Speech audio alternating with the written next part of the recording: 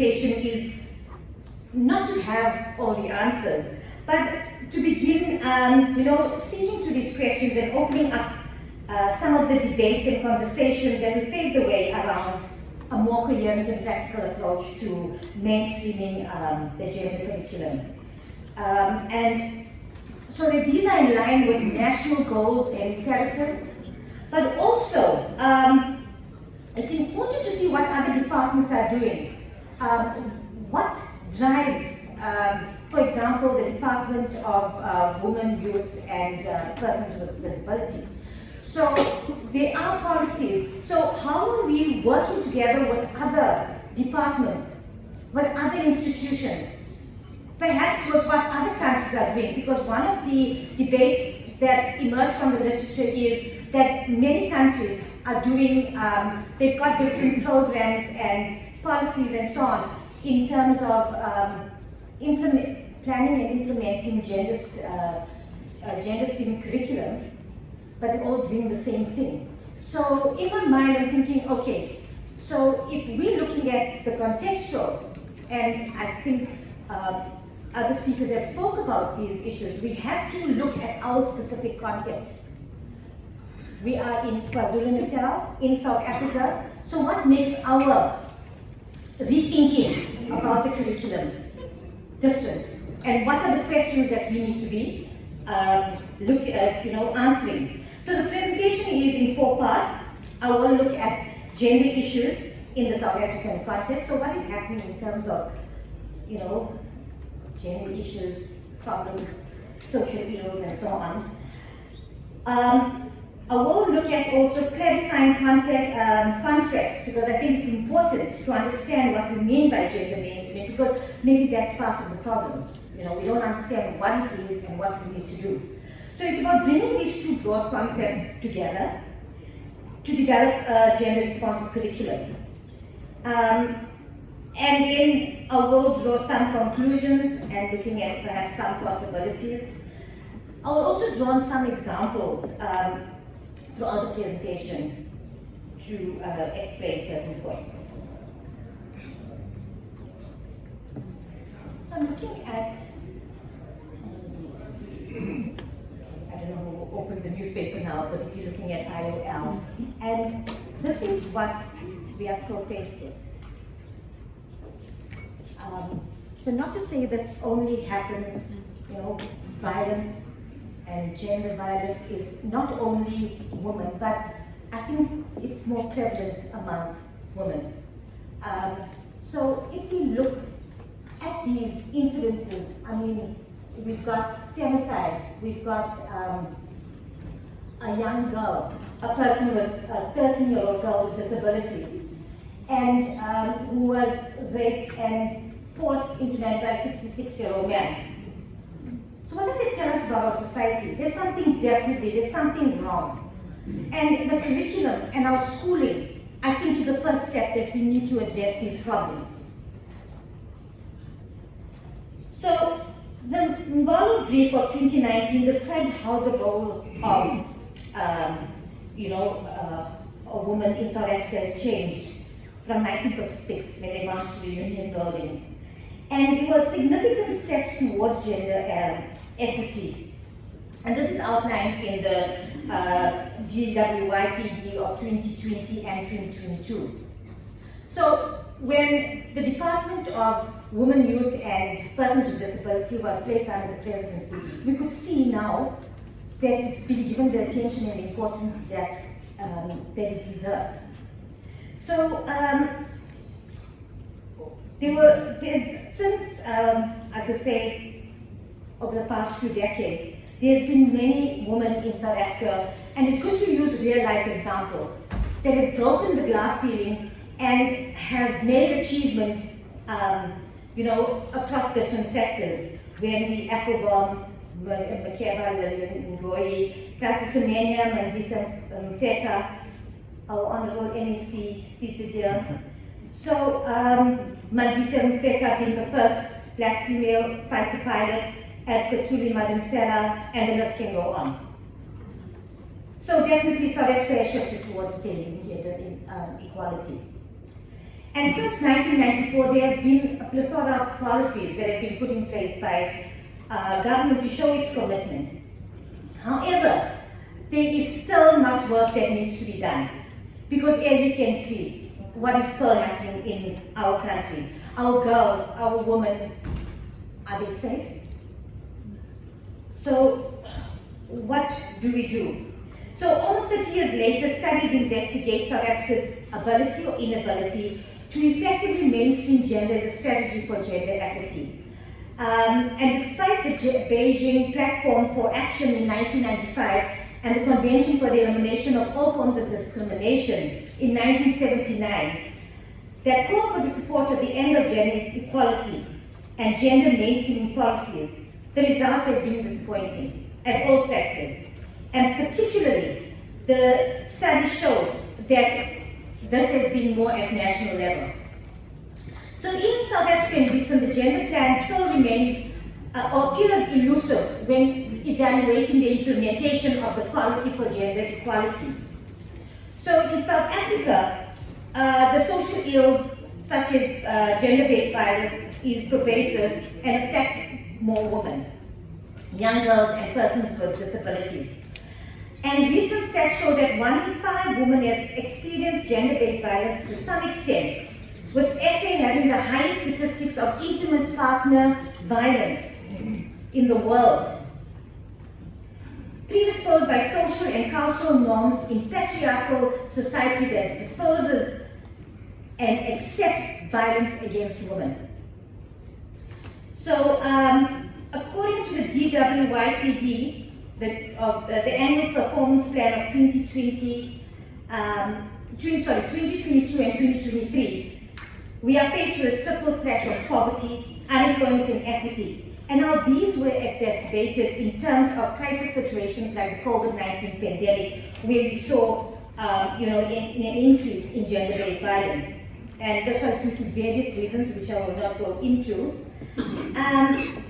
But mentioned in this APP 2022 and 2023 plan is a national strategic plan on gender-based violence and femicide. And this is a plan from 2020 to 2030. So this plan is aimed at addressing the surge against women, children, and vulnerable groups. Also, there's a national youth policy for 2020 to 2030 guiding stakeholders in the youth development space on 2 priority areas for intervention. What is not clear is how these policies and how the Department of Women, Youth, and Persons with Disability intends collaborating with the Department of Education to achieve these goals. Hence, it is important that government departments such as the Department of Education and the WYPD, and perhaps there's other departments as well, can work together at all levels in eliminating gender inequalities and discrimination, right to the school levels.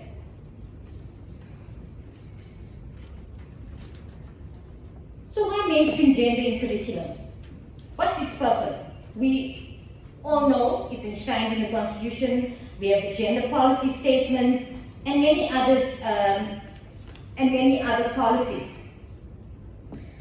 Studies by Moletsana and Reddy in 2011 in 4 provinces in South Africa amongst teachers found that many teachers had no knowledge of international or national policies that guide gender equality and promote participation of women in the critical subjects such as maths and science. Majority teachers agreed that boys and girls should receive equal treatment. Many teachers were not familiar with different teaching strategies in general and those pertaining to girls as separate from boys. It was found that maths and science curriculum was not girl-friendly. It was also found that maths and science curriculum was not, the illustrations were male-orientated. One issue was the entrenched perception that there is nothing wrong in the way they were doing things. These are by the teachers. As many South African teachers did not see gender bias in the books they use. So this raises the question that what should, and I think of the other presentations as well, the center focus, we all agree that the center focus are the teachers. So how do we develop teachers to think critically about the content, about the pedagogy, and so on? But more specifically, if I'm thinking of gender mainstreaming, is putting that element of gender in it. So we have to be aware, conscious, conscientized about our thinking and then our actions. In rapid developments in technology, again, females are underrepresented in STEM, your science, technology, engineering, and mathematics fields. A study in Turkey suggested that robotics and STEM are affected by gender. The authors argue that the building and rebuilding of knowledge is dependent on personal experience. Therefore, in order to reduce the gender gaps in these fields, teaching and learning activities can be used to create a desire and to enhance girls' interest and experience as early as possible in the preschool years where their gender gap starts. So that's an important point to make. In the preschool, from preschool, if we think of how teachers treat girls and boys, what are we instilling in them about gender? Although the gender gap has begun to close, this is a study by Kukak and Sisman, that attitudes in creating situational interest on subjects such as robotics and STEM is important. And gender stereotyping, which has a negative influence on attitudes, can change, provided they have the correct circumstances. According to the science report, UNESCO's 2021 science report, many countries in Africa, including South Africa, has attained gender parity in terms of numbers. However, women were still marginalized in STEM fields, powering the fourth industrial revolution and for future jobs. And this was according to a study by Jackson et al. In 2022. So in a context where not all teaching staff are familiar with gender equality as a subject area or gender perspective within the schooling curriculum, it is important to assess their level of understanding and importance and embed a gender equality perspective of thinking and rethinking about the curriculum.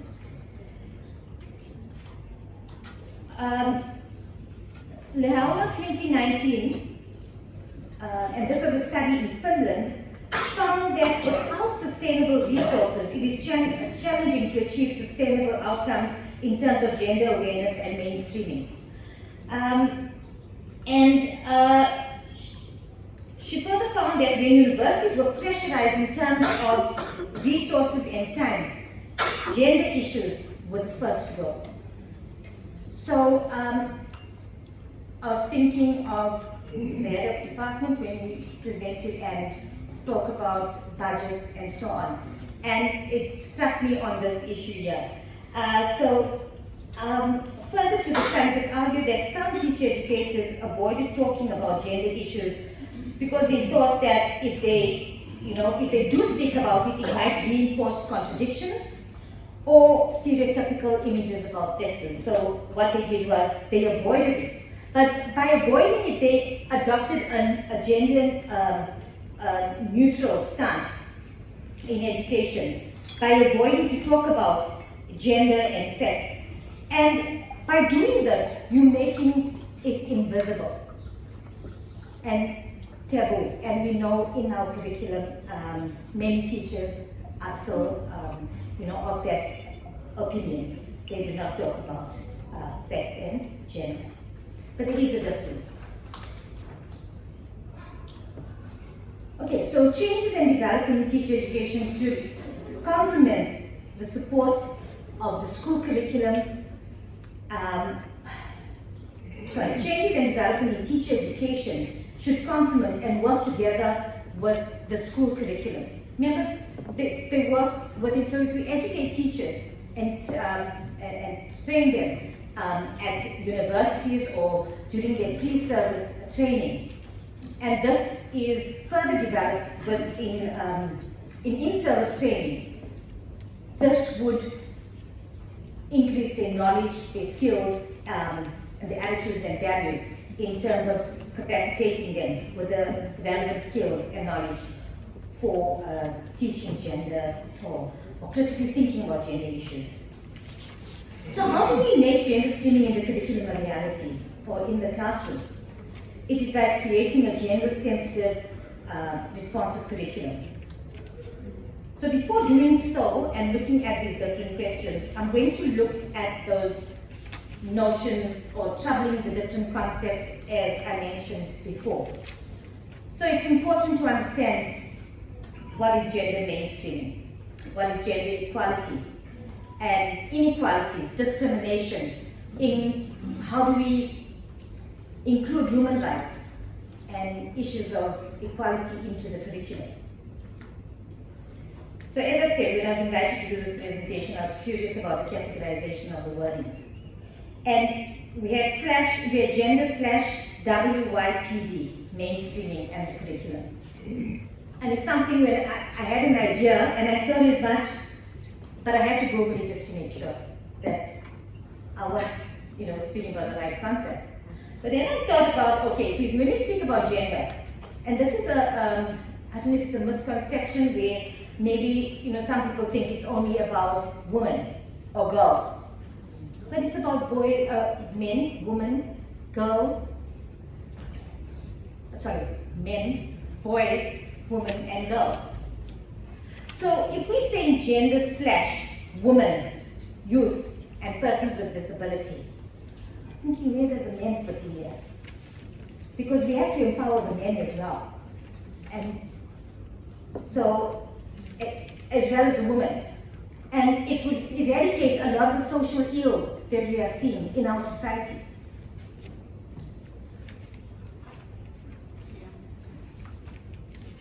Okay, so gender includes men, women, youth, and persons with disabilities. So this is what I'm going with in this presentation. So as much as I'm just speaking about gender mainstreaming, you know who I'm including. We're looking at these concepts. So let's attempt to understand what these concepts mean. And these concepts have been around for a very long time, as I pointed out with the Beijing Platform for Action and the CEDAW. And remember, South Africa had signed it at that back then and committed itself to eradicating inequalities and so on. So gender equality requires creating equal opportunities for boys, girls, males and females, and treating them fairly and equally. Clearly, gender mainstreaming is just not a fashion or political rhetoric, but countries realize the benefits of gender mainstreaming. We now speak of gender awareness, synonymously with gender equality. And on a structural level, gender awareness is a requirement for gender-responsive politics and policies. So gender mainstreaming is taking into consideration both men and women's needs, their concerns, their living conditions, their backgrounds, and individual situations in the design of policies and intervention programs. And in education, it is a process of assessing the consequences that this has for boys, women, girls, and men. So, in the curriculum, what does gender mean? It means making sure that all parts of the curriculum, from the design and planning to the implementation and the outcome, integrates gender perspectives. Studies by Shenoy et al. In 2022 concluded that the curriculum has most substantial and optimistic effects on skills acquisition regardless of gender, social, and economic status. They further revealed that primary social, political, and cultural tensions in the Indian education system that the study was conducted influenced all stakeholders, from parents, teachers, and students. Inequalities on the basis of sex and gender remain widespread in all sectors, including education, which is visible through careers with women likely to earn less than men and occupy permanent positions they are less likely to break the glass ceiling and secure senior management positions, which includes securing key positions in curriculum decision making. And we find sometimes when women occupy senior positions, they're questioned. Their position is questioned, their actions are questioned, their decision making abilities and so on are questioned. Notwithstanding, there has been a slight shift in curriculum studies, but still dominated by key main theories. Now I'm looking at, in my space, curriculum studies, which has been predominantly a male-dominated space. And when we look at national and international scholars, like Professor Jonathan Jansen, Professor Leslie Lagrange, and internationally, Professor William Pinner and Taylor, all the big names. There are women, but one or two, so we can see how it's been dominated. But then I was drawn to, okay, if I'm looking at this time, I looked at just my department of where I am in curriculum study. There is a change, even though it's at that level. In my department, it's predominantly now women that are in the curriculum studies department. So inequalities are visible in schools, in the curriculum, overtly and covertly. And this could be seen through, it's in the hidden curriculum, the way teachers treat their students. The extent of how this applies to schooling experience needs to be assessed to redress existing forms of gender discrimination in schooling education.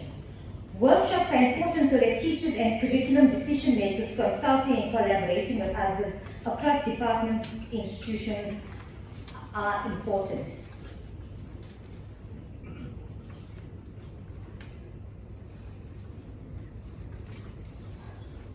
So when we're looking at understanding gender mainstreaming in the curriculum, it's important to understand or look at the following. Firstly, legitimizing gender mainstreaming policies, and what do we mean by that? So, as I've indicated earlier, that the South African government can be commended for prescribing policies to address inequalities in education, to mainstream gender inclusion of women, youth, and persons with disability. But as we said, despite these efforts, inequalities and disrespect of gender still prevails. The curriculum is powerful to bring about change in the education system. However, if not cautiously planned and effectively implemented, it can constrain in meeting the educational goals, their student success, their careers, and their future citizenship. Politicians and curriculum decision makers make big, broad statements, and sometimes it's difficult to translate into practice. And if we think about the CATS curriculum, it's quite rigid and prescribed, and often limits and prevents teachers from thinking critically and creatively around developing curriculum in terms of their content, their pedagogy, and their assessments. So the second point, if you look at resistance, you're always going to get resistance to policies, and this could be at an institutional level, individual level. And it is argued that actors or stakeholders can resist the goal of changing gender roles. And this could be either as a denial of the need for change, that is, they do not see inequalities as being a problem, they trivialize gender equality, or they look at gender change as there's no need to prioritize it, and just to preserve the status quo. And then the third one is the refusal to accept responsibility and making it up to women just to grab their opportunities. So resistance can come from, if we look at a school, it could come from staff, it could come from the department, to gender mainstreaming. And among teacher educators, Helman 2019 found feminists were keen to collaborate and others were aggressively resistant to change in gender mainstreaming. So some of the challenges and limitations with regard to gender mainstreaming in the curriculum is the lack of political will. So the lack of political will, the lack of commitment to policy making and implementation, the lack of commitment, coordination and communication between stakeholders and government departments, and thirdly, the sidelining of important elements of gender mainstreaming within bureaucratic structures. The next challenge is male gender is biased and embedded in the norms and policies and practices within institutions. And most gender mainstreaming instruments appear the same, irrespective of the country, the context, which I mentioned earlier, and therefore seldomly decentralized in terms of reaching grassroots levels in the education system. So gender has been generalized and credentials not fully tackled. Gender mainstreaming has often been associated with policy evaporation. So policy evaporation is a process by which gender fades out or becomes invisible in policy, commitments and strategies. So it's important for gender mainstreaming to be addressed both institutional and structural barriers to gender equality. And the next point, so using a gender lens to focus on key areas in the curriculum. And this is by addressing or looking at areas such as textbooks, learning materials, the learning environment and teacher development. There is developing in teacher skills and also looking at those questions of what, how, who, and in what context of the curriculum. So I think without a doubt, and again, teachers are at the forefront of the curriculum implementation process and have a key and positive role to play. And this is outlined in various statements from the United Nations, the OECD, the EU, UNESCO. And undoubtedly, we can say that, and this is from studies that show that teachers are aware of gender issues, some teachers, and gender patterns in education. So why is it so difficult to include the gender perspective in teacher education and in school education? Undoubtedly, these two share a strong link. So it could be described as a fear of feminism in teacher education. Or the focus on gender was understood or misunderstood as anti-male and disruptive. And this is the point I was making earlier about the misunderstanding or the misconception that when we speak about feminism, that we only speaking about, women empowerment and focus on issues centered around women.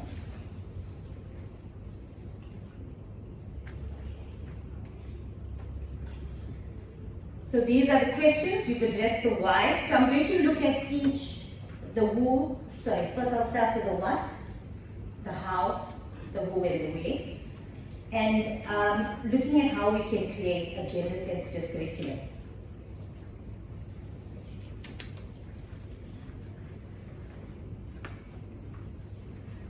Okay, so the what.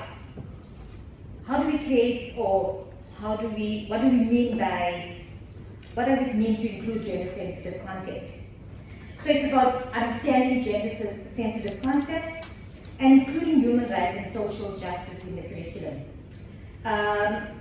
This should frame the gender mainstreaming curriculum, since women's rights and people with disabilities are human rights. And learners should be presented with content around this that informs them about gender equality and also about gender inequalities.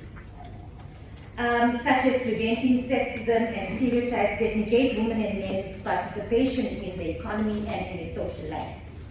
Hence, the reviewing of content, teaching material, and teaching methods for inequalities and discrimination is crucial in the curriculum. So, gender-sensitive content means ensuring that the subject-specific content embodies the gender equality perspective, which means openly engaging with unequal power relations that exist between men and women. But it's also about adopting an intersectional approach that includes other grounds of diversity such as age, disabilities, ethnicity, and backgrounds, which may interconnect with gender and sex.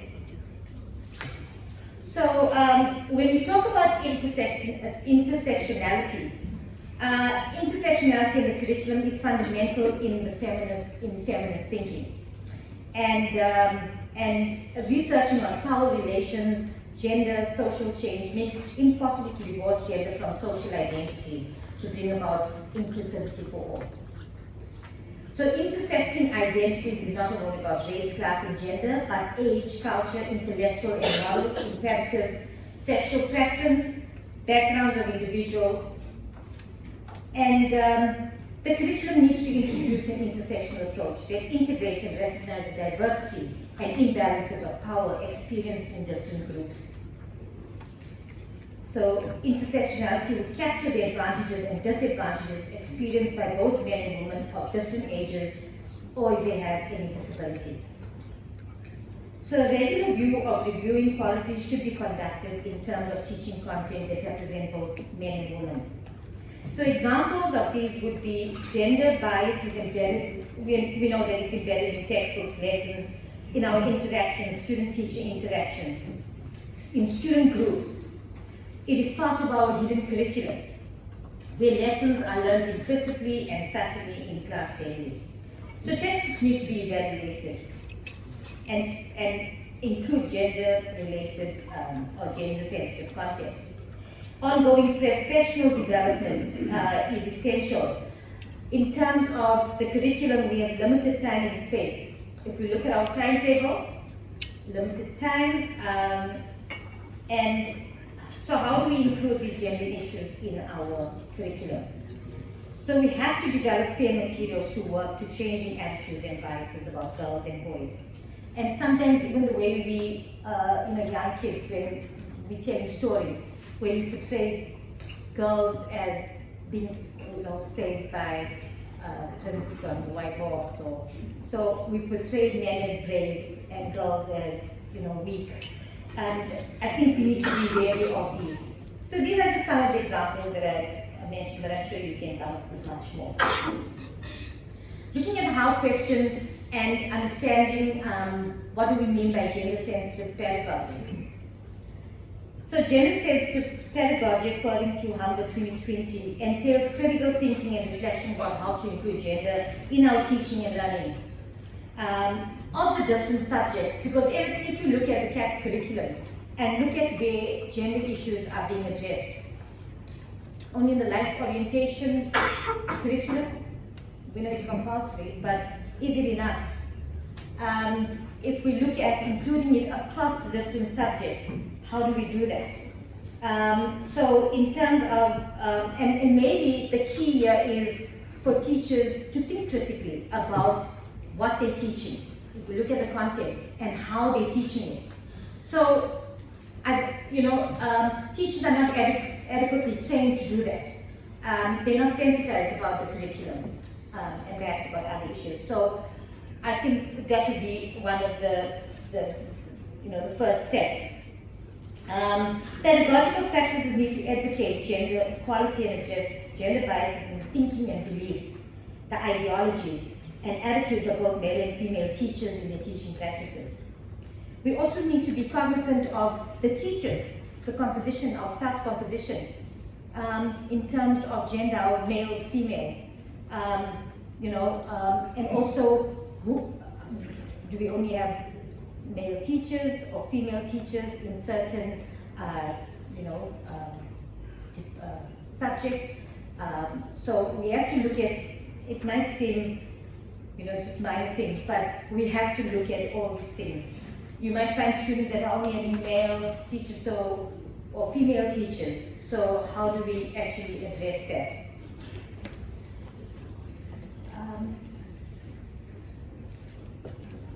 So we need to provide alternative perspective and approaches to deepen the knowledge and understanding. To think critically from a feminist perspective that eliminate discrimination and inequalities for both men and women. And gender-sensitive and feminist epistemology challenges knowledge created and taught is based on experiences of men and women. The teacher, again, is central to this process of implementation. So it's important for teachers to facilitate collaborative group work for all students, and this will promote inclusivity and diversity, and create opportunities for students to be in teaching with student groups to be balanced in terms of men and women, and to work in collaboration with diverse groups. Essay studies suggest teachers lack adequate knowledge about policies and pedagogical knowledge for effectively understanding and translating these into gender-sensitive practice in their teaching. This was according to Molitsana and Reddy in 2011. Resultingly, as key agents of change in policy implementation and addressing inequalities in schools, the author suggests further research into how teachers and schools can negotiate and evaluate gender mainstreaming policy into practice. So important examples for teachers to use in developing a gender-sensitive pedagogy would be to, they need to be sensitive in the way they sort out groups. It's facilitating group work. It's about, group work is not about just a cognitive assessment, but also develop social, emotional, and psychological aspects for students.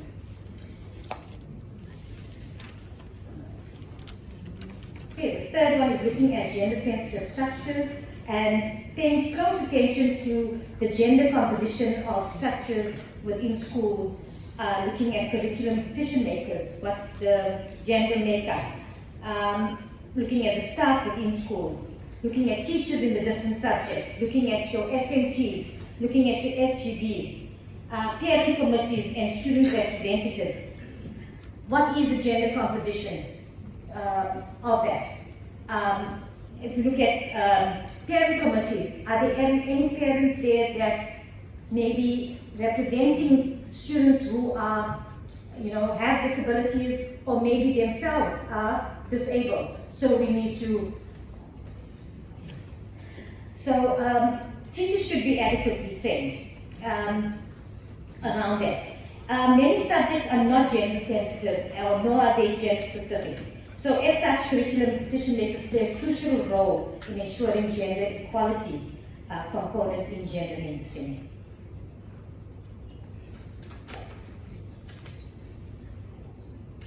So the context that we look at is important in creating a gender-sensitive learning environment.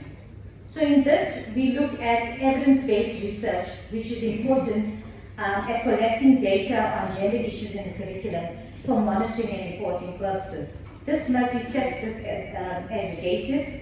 Are assessment tools in place to monitor and report inequalities on gender equity, and are these inclusive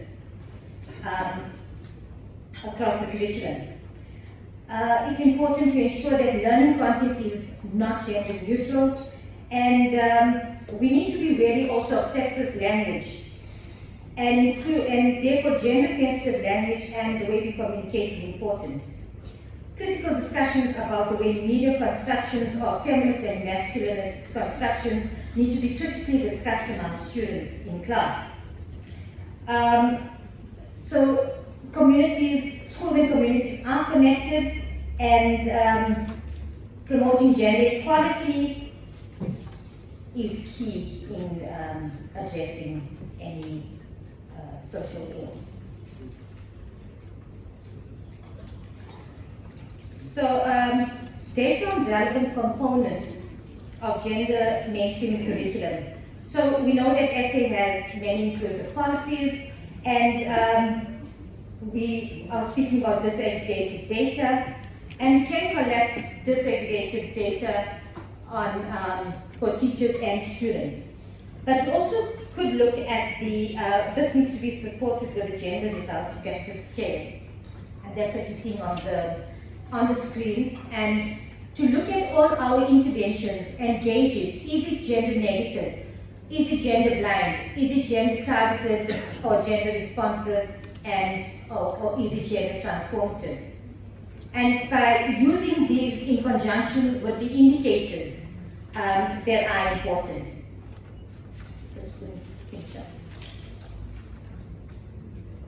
Okay, so that's just a summary.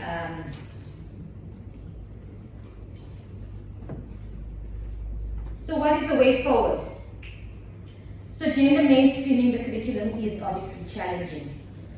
Important is we need to prioritize gender issues in the curriculum. We need to rethink a strategic approach to gender mainstreaming. And we obviously speak about gender mainstreaming, but without sensitizing the space, about making everyone aware, teachers, students, aware about the differences of others. Teachers need ongoing professional teacher development in terms of knowledge, skills, changing their attitudes and values to gender mainstream curriculum successfully. We need to strengthen strong leadership among school principals. We need to align gender responsive efforts across departments, such as the WYPD, and we need to have buy-in by all stakeholders and policymakers in addressing the lack of political will. And more importantly, our efforts should not nullify our intentions through the lack of sound judgment. So I'm thinking of the on the 16th of January 2023, where we had an article that showed us how 10 Premier Pryah Sufi, which received much backlash, where young girls were parading receiving sanitary tags or dignity tags. And this is the idea of a good intention and how it nullified, how these good intentions were nullified just through a lack of judgment.